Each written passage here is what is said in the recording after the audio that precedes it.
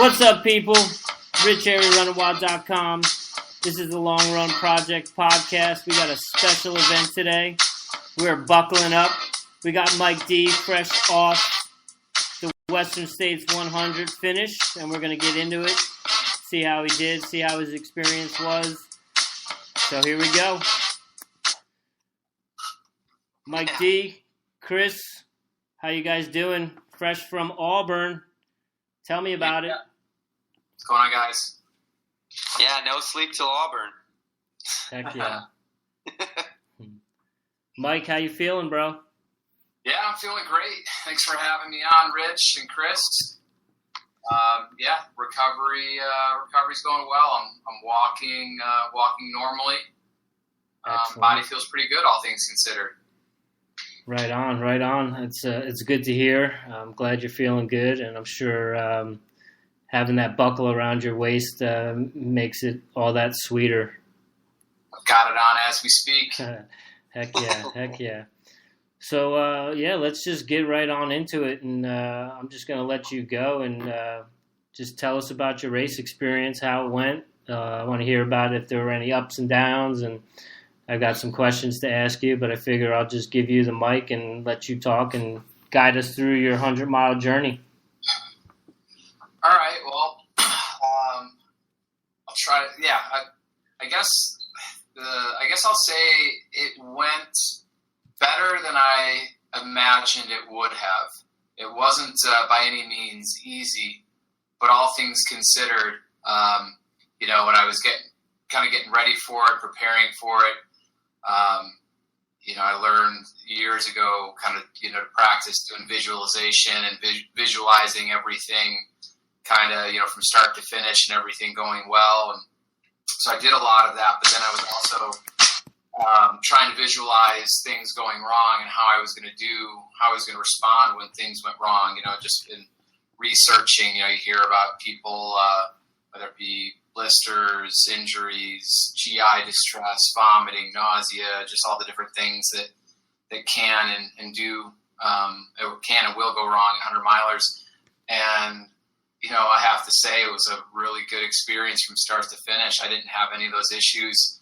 I felt good early on. I took a conservative approach, and just from, after those first couple aid stations, from there on out, I was just picking people off and picking up time. And eventually, the toughest part of the race for me was the last 10 miles. And I think that's probably about how it should be, I suppose. Or, it was, it's dark out and dusty and tough to see the trail, and your legs are fatigued. But I mean, that was it. It was just, last 10 miles were just, everything's pretty tired. You want to be done and just, kind of gutting it out. But as far as, low points, I didn't really have any. There wasn't a point where I was, asking myself, why am I doing this? Should I just stop or should I just quit? And the only 100K I've done, I felt like I had, a little bit more of that going on mentally, battling that versus this race. So, it was, all in all, just amazing experience. So that's a little bit of a recap without getting into specifics. Hopefully you can maybe ask me some questions and pull some things out of me. Yeah, for sure. That last 10 miles, he's got a celebratory beer in his hand right now, ladies and gentlemen. He just took a swig off of it right on. That last 10 miles where, it seemed like the hardest part, did you have a pacer at that point, or were you solo, or? No, I had a pacer. I got to give a shout out to Austin Tweetmeyer, a new buddy of mine. He and I met for the first time the day before the race. Unfortunately, about 2 weeks before the race, I learned one of my pacers had a stress fracture and wasn't able to make the trip. And so, networking through some friends, I was able to pick up a pacer if there's some Western States fans listening to this, they probably recognize the last name. His dad is Tim Tweetmeyer, 25-time finisher, 5-time winner. He's got a 15-year streak of top 10 finishes. And I was lucky enough to get introduced to his 22-year-old son, who, even though he's obviously several years younger and less experienced, this is his 4th time pacing people during the final stretch of this race. So I was really excited to have somebody on the crew that had some local trail knowledge and was familiar with being out there, especially in the dark and that time of day. So he's wise beyond his years, and it was cool to have him out there guiding me in the last 20. Right on. It sounds like you kind of had a little angel that fell out of the sky, much like I did back in 2014. Kind of, the running gods were smiling on you, and you were, probably a little stressed by the fact that you were looking for a pacer, and then, to get one, but then also to get one that, has experience on the trail, and that I'm sure, has been around the race much more than, those 4 years that he paced is it's probably a huge relief. And, that's pretty amazing to hear. And that's one of the cool things about the ultra community is that, there's always people looking to help and pace, and, you just, and that's what I was up at the Leadville training camp this weekend. Just to see people that are, kind of freaking out the same thing about not having pacers and stuff. And, I told them the same thing, is just that, there will be people, you'll find people, so don't stress too much about that. That's awesome. How was it getting onto that track for that last little final stretch? I saw it on Facebook, on social media. It's pretty happy for you to see you coming in, and I knew you would get that buckle and finish under 24 hours, like your goal was. So, take us through that last 100 meters.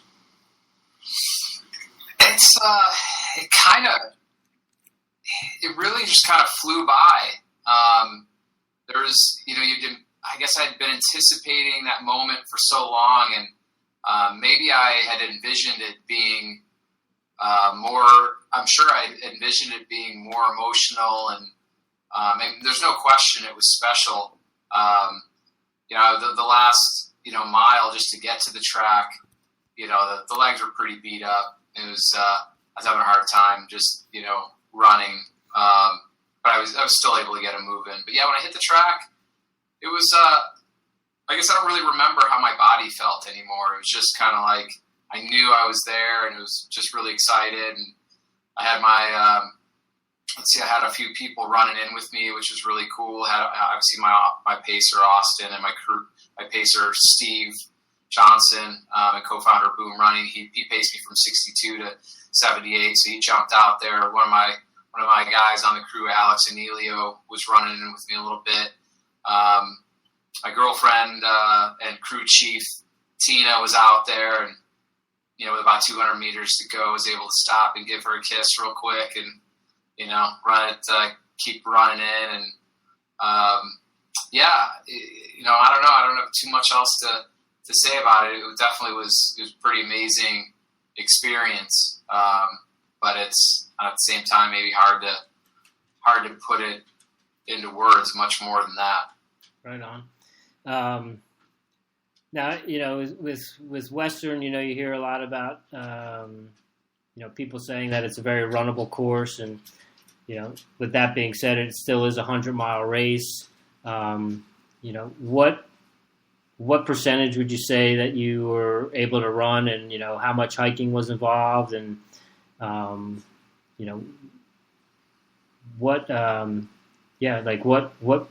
part of it were you hiking? Did you have to hike much? Were you able to run pretty continuously? How did that all play out? Yeah, there was a lot of hiking. If it was downhill, I was running.